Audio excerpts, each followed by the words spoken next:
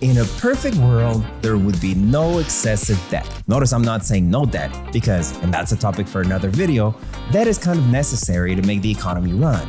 But what's not so good is getting into so much consumer debt that you enter the dreaded debt spiral. You know, when your credit cards are so full that you can barely even make the minimum payments and the smallest little thing is gonna derail your entire budget. When you're in so much debt that you can't even imagine how you're gonna catch up, you never wanna be in that situation. But it happens a lot. What to do then? Tighten your belt, reduce expenses, make more money, make a budget, pay it all off, right? But what if you're already doing that? What if you're already at the maximum? What then? Declare bankruptcy? Do a consumer proposal and scrap your credit for years? Well, if you're a homeowner, there's another solution. It's called a debt consolidation through a cash-out refinance, and technically, you're paying debt with more debt, and it's not a terrible idea. Let's dive in.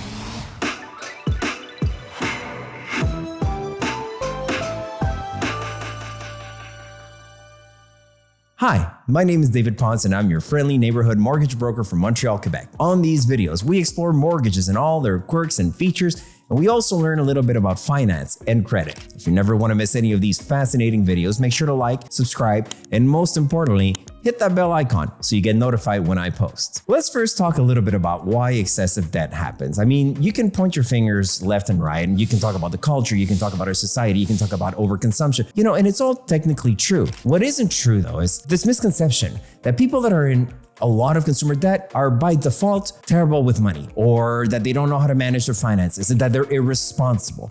This is not always true. And as a matter of fact, in the vast majority of cases that I've dealt with, and this is my specialty, this is what I do, most of the time that's not true. Here's what does happen though.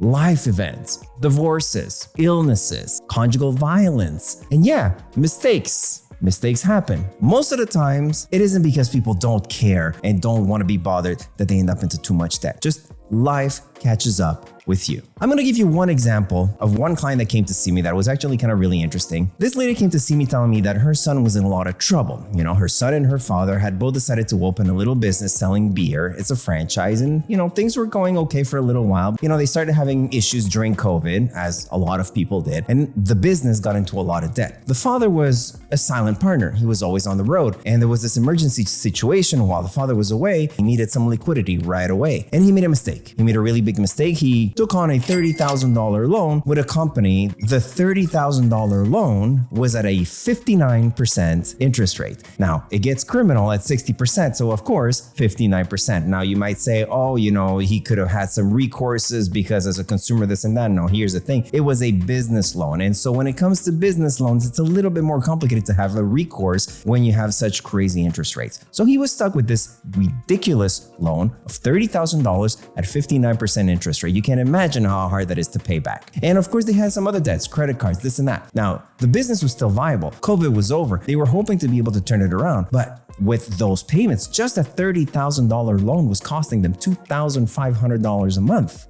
Just for that one loan. So they couldn't make ends meet. They couldn't get enough liquidity and they couldn't get back on top and turn things around. Well, the mom called me and we took a look. These clients had a home in Trois-Rivières. Okay, it was worth about $350,000. And at the time when they came to see me, they had a mortgage of $138,000 on it. The monthly payment was $637. On top of that, they had accumulated $25,000 of credit card debt that was costing them at 3% of the balance, $750 a month. And on top of that, they had a line of credit where they had an $18,000 balance, and that was costing them $100 a month. The final thing that they had is they actually had a second rank mortgage that they had contracted with Fairstone for about $10,000, and there was $9,100 left on that. And the payments on that were $686 a month. So all told, between personal expenses and business expenses, they were paying $4,340 a month. Now you can imagine how hard it is to catch up on your business and become profitable if that's how much it's costing you. So what I did is I got them a mortgage that was big enough for them to pull out some equity from the home. There was enough equity in the home left. So they were able to get some liquidity out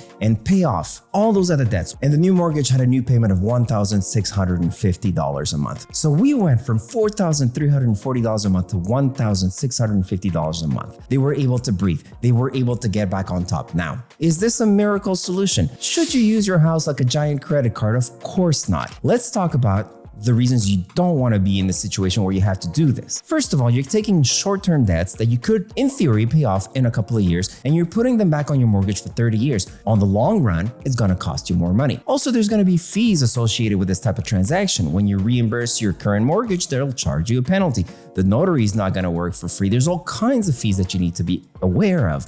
And so you're paying. But what it is good for, though, is in terms of cash flow. If you're having an issue, if you're having problems, if you're having trouble making ends meet, if the amount of money that comes in every month is not enough to pay off everything and then have enough left over to help you turn things around and lower that debt, if you're just breaking even, there's an issue. And this can help you get back on top with sound financial advice, with better planning, with a strategy to, get things back in the right direction. It can actually be a good thing. Yes, you're paying off debt with more debt, but the debt that you're paying off is more expensive because the interest rates are much higher. And so you're paying it off with secured debt, a mortgage loan, which has a lower interest rate and a longer amortization, therefore smaller payments. And so that's it. That's basically why every now and then, if you're in a tough financial situation, paying off debt with more debt can actually be a decent idea. For more videos like this, stay tuned.